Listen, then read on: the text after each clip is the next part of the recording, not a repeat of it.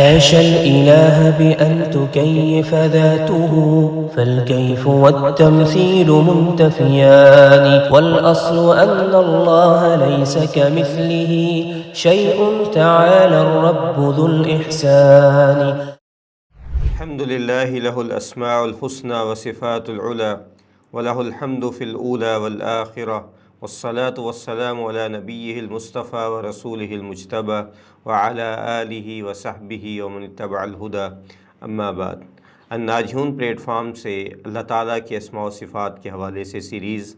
لیس کمثلہ شیء معرفت الہی سے بندگی کا سفر، اس کے اگلے ایپیسوڈ کے ساتھ حاضر خدمت ہے. پچھلی کئی اقساط میں ہم اللہ تعالیٰ کے اسماء و صفات کے حوالے سے ان مشترکہ قواعد کو سمجھنے کی کوشش کر رہے تھے کہ جن کے ذریعے ہمیں یہ پتہ چلتا ہے کہ ان کے بارے میں ہمارا ایمان کیا ہونا چاہیے اور کن معاملات میں اللہ تعالیٰ کے اسماء و صفات کے بارے میں نظریہ ایک ہی ہونا چاہیے. اس کے بعد آگے کچھ وہ قواعد ہیں کہ جو صرف اللہ تعالیٰ کے اسماء کے ساتھ خاص ہیں اور صفات کے پھر قواعد الگ سے ہیں. تو اسی حوالے سے پہلا جو قاعدہ ہے وہ ہے کہ اسماء اللہ کلھا حسنہ، کہ اللہ تعالیٰ کے جتنے نام ہیں سب کے سب خوبصورت ہیں، اچھے ہیں، پیارے ہیں، اور یہ سب کے سب نام بہترین اور کامل ہیں. اگر اس قاعدے کو ہم سمجھیں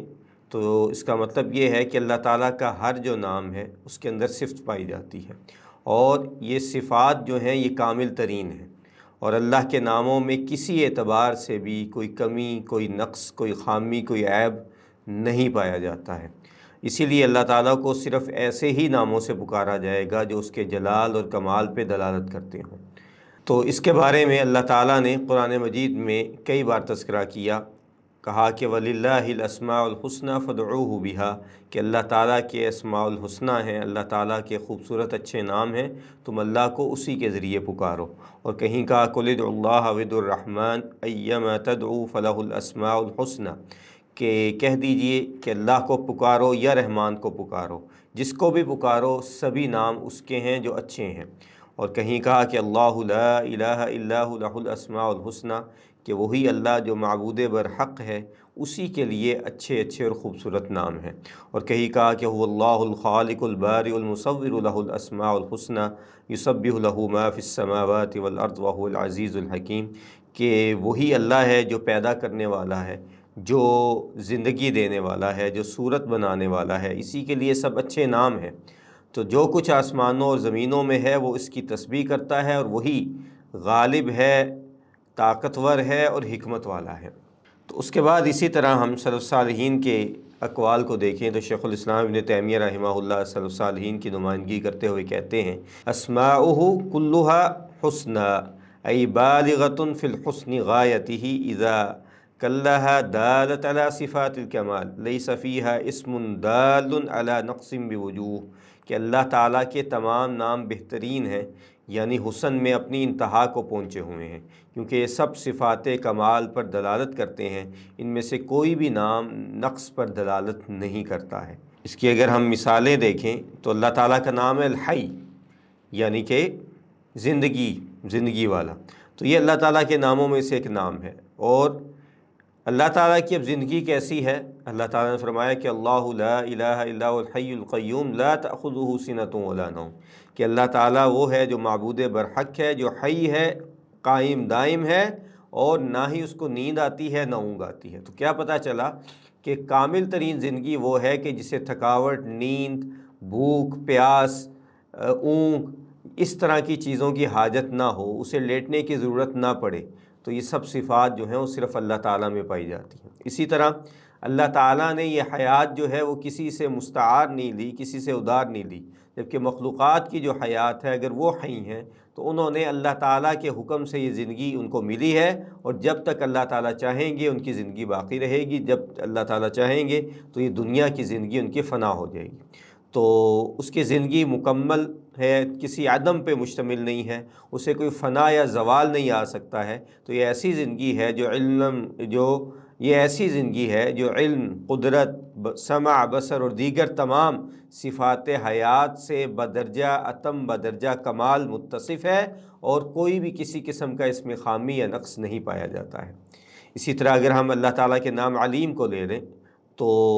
اس کا مطلب یہ ہے کہ اللہ تعالیٰ کے پاس کامل علم ہے، اور یہ ہم پہلے بھی بیان کر چکے کہ اللہ کا علم جو ہے وہ ابتدا سے ہے، ازل سے ہے، اور اس میں کسی قسم کا اضافہ ممکن نہیں ہے کیونکہ یہ ہمیشہ سے کامل ہے، جبکہ مخلوقات کا علم جو ہے وہ ناقص ہے، اس میں خامی ہے، اس میں عیب ہے، انہیں ایک چیز پتہ ہے دوسری نہیں پتہ، کسی کو کچھ زیادہ معلوم ہے، کسی دوسرے کو دوسری چیز معلوم ہے، لیکن ایک جو مخلوق ہے کوئی ایسی موجود نہیں جس میں ہر چیز کی معلومات ہوں۔ جیسے کہ جبرائیل علیہ السلام جب اللہ کے نبی صلی اللہ علیہ وسلم کے پاس آئے تو انہوں نے کہا کہ آپ مجھے خبر دیجئے قیامت کے بارے میں، تو اللہ کے نبی صلی اللہ علیہ وسلم نے کہا کہ جتنا جو ہے وہ سائل جانتا ہے اتنا ہی مسئول جانتا ہے، یعنی کہ ہم دونوں نہیں جانتے کہ قیامت کب آئے گی، یعنی کہ یہ علم جو ہے یہ بھی صرف اللہ کے پاس ہے، اور مخلوقات کیسے پیدا ہوئیں، اللہ نے کیوں پیدا کی، ان سب چیزوں کا جواب بھی اللہ تعالیٰ کے پاس ہے، کیونکہ اس کا علم جو ہے وہ یہ نہیں تھا کہ پہلے اس کے پاس جہالت تھی تو پھر اس کے پاس علم آیا، نعوذ باللہ، بلکہ اس کا علم ہمیشہ سے ہے، ازلی ہے اور قدیم ہے، اور نہ ہی اس میں کوئی بھول چوک اور نسیان کا خدشہ ہے۔ جیسے انسان ہے وہ چیز یاد کرتا ہے، بھول جاتا ہے، اور پھر اس کے بعد نہ ہی وہ کسی سے متاثر ہوتا ہے، اور اللہ تعالیٰ نے فرمایا کہ علمھا عند ربی فی کتاب لا یضل ربی ولا ینسیٰ، کہ اس کا علم تو میرے رب کے پاس ہے ایک کتاب میں، تو نہ میرا رب جو ہے وہ بھٹکتا ہے نہ بھولتا ہے۔ تو ایک ایسا وسیع اور محیط علم ہے جو ہر چیز کو مجموعی طور پہ اور تفصیلی طور پہ شامل کیے ہوئے ہے۔ تو ولا یحیطون بعلمہ الا بما شاء، کہ اس کے علم نے ہر چیز کو گھیرے میں لیا ہوا ہے، تو جس کو وہ چاہتا ہے اپنی مرضی سے کچھ علم کا حصہ عطا کر دیتا ہے، اور اسی لیے اللہ کے نبی صلی اللہ علیہ وسلم کو دعا سکھائی گئی کہ ربی زدنی علما، کہ آپ اللہ سے دعا کیجئے کہ اللہ آپ کے علم میں اضافہ فرمائے، اور مخلوق کا جو علم حقیقی ہے وہ کیا ہے کہ وہ اللہ کے بارے میں جان لے، اور کہا کہ فَاعْلَمْ أَنَّهُ لَا إِلَٰهَ إِلَّا اللَّهُ، کہ آپ کا علم یہ ہے کہ آپ یہ جان لیں کہ اللہ کے علاوہ کوئی معبود برحق نہیں ہے، جبکہ اللہ تعالیٰ کا علم جو ہے